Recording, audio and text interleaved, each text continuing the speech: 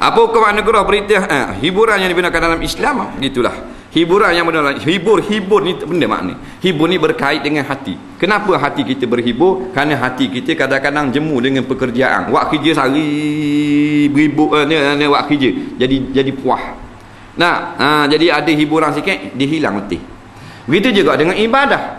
Nah, dengan ibadah kita semayang sak mau ngaji, sak mau dengar, sak mau mengajar, sak mau ceramah, mau jadi puas agak. Nah, dibenarkan hiburan. Hiburan mana? Hiburan yang tidak melampau. Di antara hiburan itu adalah nyanyian. Banyak lagi hiburan. Nah, di antaranya, hiburan sebenarnya di rumah hiburan tau. Tapi kita sebutlah hak ramai ni nyanyian. Maka orang lelaki pun dia dengar suara orang lelaki nyanyi selagu. Tu bagi hiburan yang dibenarkan. Nah, kerana dia menghilangkan kelesuan, kejemuan dan sebagainya. Nah, umpamanya ataupun melihat, menonton, dia pergi menonton. Kalau menonton hak lucu, hak ngaruk, tu bukan hiburan yang dibenarkan, haram dah. Dia letih dia buat kerja 3 hari 3 malam dah, dia buat kerja. Dak, pergi menonton sekali, menonton benda, tengok ayah kulit. Nah, siapa ego? Butir tere. Faham tak? Pok saing gijar dah. Faham? Nah, hak tukar pegang kulit belakang pok sulah. Faham? Dia kenal tak pok sulah? Nah, tok dalam besar tu. Nah, tok dalam besar dulu main duyung tu. Tu hiburan-hiburan yang dibenarkan dalam Islam. Nah, kita tengok orang main gasing kali, tengok orang main wah, nak menghilangkan rasa jemu. Duduk semayang mau siapa puas tak? Ngaji Quran apa 15 juzuk. Kita tengok orang main wah tu, hiburan kat tu. Tapi sekarang ni hiburan nyanyian. Nah, kalau nyanyian dengar orang nyanyi hok gitu-gitu, haram lah. Nah, tapi haram kita mendengar tak sama dengan haram yang menyanyi. Haram ni dosa besar, kita dosa kecil. Dosa kecil. Macam kita pegang tangan orang lah. Ajak keluar sama dosa kecil, zina dosa besar.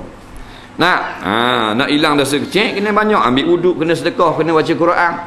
Dia gitu. Tapi kalau zina dah hilang ambil wuduk pun, kerana dia dosa besar. Jadi hiburan yang benar dalam Islam, kalau kita nak cerita luas, panjang lebar lah. Kalau nyanyian lah laki-laki. Nyanyian budak-budak perempuan, budak-budak boleh. Lepas tu kalau kita nak panggil nyanyi budak-budak puang, panggil budak-budak sadika pasti tu. Suruh dia nyanyi. Tak apa pasal dia umur 7 tahun, 6 tahun, 5 tahun. Tak apalah. Ni 17 tahun, 18 tahun nyanyi awet. Kita tengah dengar kat bawah. Oh, memang sedap. Tubuh orang 17.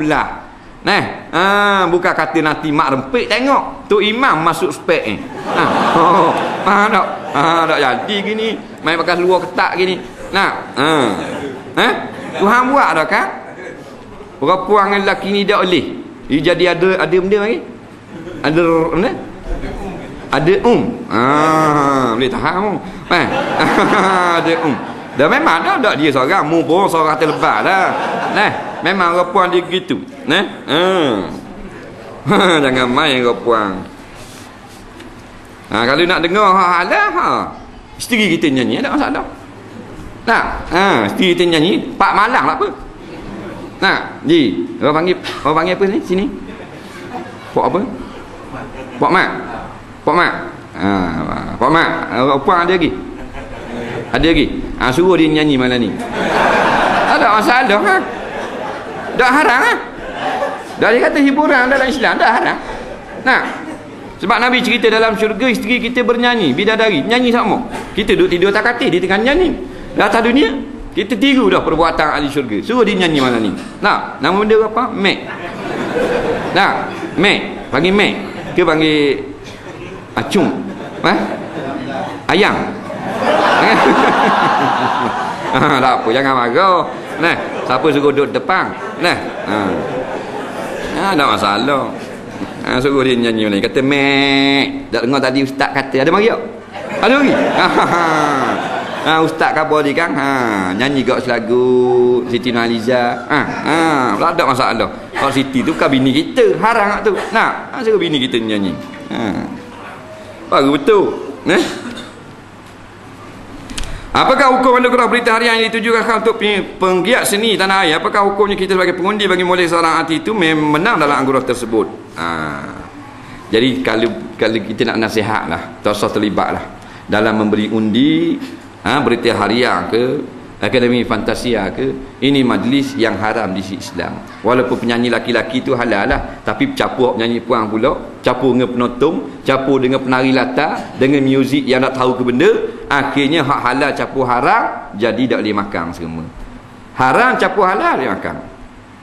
Nah, bubur air segatang kita nak, lepas tu buah tahi lembu sudu. Faham? Ada makan. Tak salah buah tahi lembu segatang. Ubus sudu dah, hak baru berok.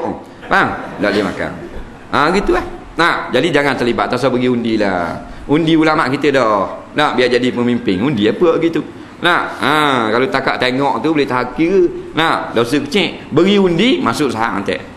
Nah, masuk sahang barak dah. Apakah perbezaan yang jelas antara Islam hadari dan Islam hakiki? Islam hadari, Islam hakiki. Islam ni agama Allah. Nah, maka yang boleh kita nak letak nama Allah Taala seorang je. Inna dina indallah al-Islam. Tambah-tambah benda hadari. Nah, jadi buat marilah apa benda pun, perkataan, kalimah baik, sedap didengar, bukanlah sebutan yang penting, tapi praktik atau amalan tu. Benda amalan dia membenarkan arak, membenarkan judi, tak maknanya membenarkan apa benda perkara-perkara maksiat berlaku, tidak mahu mengenakan hukuman yang keras ke atas jenayah murtad dan sebagainya. Ini adalah bercanggah dengan Islam yang sebenar yang dibawa oleh junjungan besar Nabi Muhammad SAW. Jadi